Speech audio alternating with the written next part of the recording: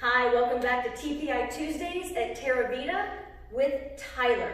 Today we're going to show you the TPI, which is the Titleist Performance Institute, screen on the 90-90 assessment. 90-90. So, first of all, I'm going to have Tyler face that way. He's going to stand up nice and tall, and he's going to bring his arm out to the side, but 90 degrees. So here's the first part that's 90 degrees. I love it. He can do that. He hasn't changed his posture at all. I'm going to put my hand right here. Now he's just going to lift his arm up. It's called an external rotation to 90 degrees. And he can do it. Why? He's young, he works out, but I know he's a little bit tight because he does work a lot on his front deltoids. So his anterior delts are a little tight because he likes front raises. So now we're going to see if he can open up just a little bit more. And he can. I'd probably like to see a little bit more, but I'm going to say that he's passing. Now let's do the other side. Face me. Okay, let's go ahead and bring your left arm up, 90 degrees. Nice and tall, and then just open up like a stop sign. And then once you get to your stop sign, see if you can go any more. Now, I'm pretty mobile in my shoulders. Okay, I've been working at this for a while, so I can go 90, maybe even 120. He's a little tight, but I'm still going to pass him, okay? He just has overdevelopment of his delts, right? Okay, go ahead and show them. I'm going to turn the other way. Tyler and I have been working together here for a while, and he's been seeing a lot of my clients. Show them what kind of posture a lot of my clients have, okay? Okay, they're not that bad, you know, they're not that. But they kind of tend to round right here. Now go ahead and bring your arm up and try the 90 test and show what we normally see. Oh man, just so tight. Why? Because they can't even straighten up. So it could be the shoulder, but it could also be a lot of other things. So today we want to help you with that. This might be you. So what I want you to do is go in front of a mirror, stand sideways, get your 90 degrees, see if you can go past without coming out of posture. Now, Tyler is a very good golfer. He has already explained to me what this could possibly do to a person. So go ahead and face me. Yeah. If he could not swing, if he could not get the 90 degrees with his right arm, he would end up having something called a flying elbow. When your elbow starts to aim up right here versus in its pocket and down, you want that elbow down and hiding behind the bicep. That could cause what? What could that cause? What kind of swing faults? Some over-the-top motion can cause you to get a little bit out of sequence. It just causes some differences, and you can't get this thing to come down on a plane as easily because it's just going to be pushing all over with this because you don't have mobility to get it back. So. Okay. So it may be overusing the upper body. Yeah. Have a hard time starting with the lower body. Okay. Show me from the other side. You're finished. What would happen? Wait a second. I'll go this way. What would happen if the left arm, or let's say the lead arm, right? Because that's the trail one. Let's say the lead arm, when they finish, cannot go into 90 degrees. That's called chicken wing, and we see it a lot. We don't know whether it's caused because of this or if it's cause and effect.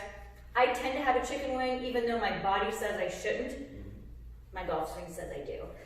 So what would that cause? Maybe coming out of the swing too fast? Yeah, it could cause some, definitely some release issues, and you're probably gonna hit some high shots that spin a lot, or just overall just bad contact on the ground. It's not going to be too consistent ever. So. And then what I worry about is injuries. Overusing your shoulders, constantly grinding, until the next thing you know, you're not playing golf anymore. So we want to prevent that. So we're going to show you a really cool move. Not everyone can do it. It's actually kind of difficult. So Tyler's going to get behind me here. We're going to put the club out. I'll go back here. Okay. We're going to bring it up. We're going to do a little L right here, and we're just going to flip it back. Okay, so we're standing nice and tall like this. I'm going to reach over and grab this. Standing tall, and then just as I pull it forward, it's going to naturally bring my arm back. As we said, it's slightly tighter, but He's still doing it. He's not going to do it really fast. I don't want anybody doing this very fast.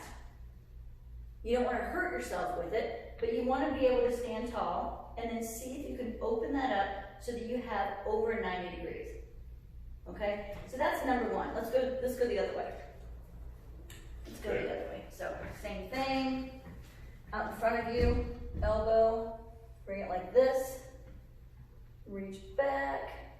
And then just slightly pull. I like to just put my thumb on it so I'm not yanking it, but just a slight little pull standing tall. And see if you can go past 90 degrees. Okay. I like that. Not bad. Yeah, not bad on that side, huh? The other way is go ahead and just hold it over your head. Just bring it behind your head. Well, heck. I mean, even that right there, if you can push your elbows forwards. See, I'm pushing my elbows forwards. It kind of helps with that external rotation to get into that L position, even though you're not up here. Okay? But it's still kind of tough to feel that. So another way you can do it to help stretch the front of your shoulders, I'll take your club. Go ahead and put this arm up. You're going to pretend I'm a door. Okay? We don't have a door in front of us, but go ahead and put the arm up. I'm the door. He's going to just walk through the door opening, and he's going to stretch out his chest. And I can even turn this way myself. We can both be partners. Oh, that feels good. Okay, if you have a door that's not too wide, put both arms up, step through the door, and try to open up. Okay, if you can't do that, we're going to add a few things into it. So go ahead and lie down on your back, Tyler. And you can bend your knees. Okay, so what I'm going to do is I'm going to have Tyler put his hands in prayer position over top of his face, elbows come together. That helps kind of stretch and protract his back a little bit, stretches the rhomboids. Now he's going to open up and see if he can get both arms flat to the floor. And he was telling me earlier he kind of had trouble with this sometimes. We've done this before where he lies on a foam roller, and it's nice to be able to have more space that you could go back a little bit farther. So if you're having trouble, here's something else you can do. You can add 1 pound weight. Now, if you don't have 1 pound weight at your house, guess what you do? You got 2 water bottles, 16-ounce water bottles. Put 2 water bottles in your hands, and just that little bit of pressure helps you open up with gravity a little bit more. Pretty good, huh? And then he's going to bring his arms back in, give himself a little break. And then he's going to open back again. This is all just stretching around the chest and being able to open up through the front of that shoulder blade a little bit, or shoulder, excuse me. Let's do one more. Good, okay, I'm gonna take them. Okay, now I'm gonna have him lie face down. You do not need to wait for this. This is our last one, by the way. He's gonna take both of his arms in that L position again, out to the side, 90-90. Now, if you lie flat down and you start to get a little bit of pain right here, I like to take his legs or his feet a little wider than his hips. That opens up your sacrum, and then sometimes you can hollow this out a little bit and squeeze the glutes. Yeah. All right, he's gonna hover his nose off the ground. Now he's gonna keep his elbows where they are and see if he can lift his hands off the ground, his forearm. Now, we're not gonna see a big movement here. This is not stretching anymore. This is actually strengthening the tiny, tiny muscles of his posterior chain, and all that means is the back of his body, okay? And he doesn't have to hold it up there. He can do like 5 to 10 repetitions. He's gonna try to lift. He might cramp around the shoulder blade, because what we're doing is we're working on scapular stability, right? Scapular stability. So these are the scapula. We want them to retract and then pull down. That's called depress. If he's having trouble doing that, or if his muscles start to cramp, like they are, and I know they are, it's muscle confusion. It's not a bad thing. It just means you're not used to it. They're not used to doing that move at all.